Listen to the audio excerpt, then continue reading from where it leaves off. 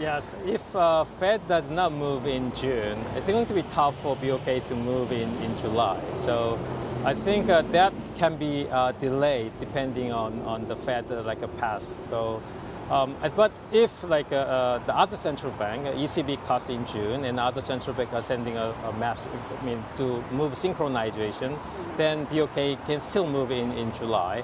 Or a Fed sending a strong message in June, even though they don't cut in June, the next move is going to be a cut, then BOK can move in July. As we're still waiting for the Bank of Korea decision to come through and no change is expected, what would you look out for in the policy statement? What is the key word that you would look out for? And what's the language that you would expect to hear from Governor Lee Chang-yong? I think in MPC statement, I want to see how they assess the inflation path, whether inflation currently over 3% will moderate in the second half of the year, and reaching to a 2% level, I think, which can provide some comfort zone for BOK to cut the rate. So we'll see how they assess the inflation path for them. Recently, the expected inflation has gone up from 3% to 3.2%. So they want to see how they assess the expected inflation change. I think others probably how they see the Korean won movement. They don't like the volatility, and even though they think interest rates does not decide the Korean won level, but when the Korean won is decided, Korean public is always watch out for the high Korean won, weak Korean won. So I think BOK need to be mindful of the Korean won movement too.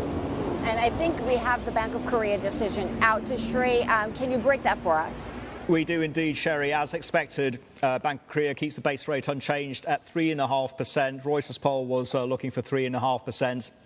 And as you have been reporting, Sherry, what they say about the currency, what they say about the inflation risk moving forward, and what the next move could potentially be, and how long rates are going to be on hold at 3.5%, whether this is an extended pause or not, is all going to be important in terms of the guidance, what we expect to hear from the Bank of Korea. Just quickly, with dollar against the Korean won, 1368 is where we are standing, so Korean won under some pressure. Sherry.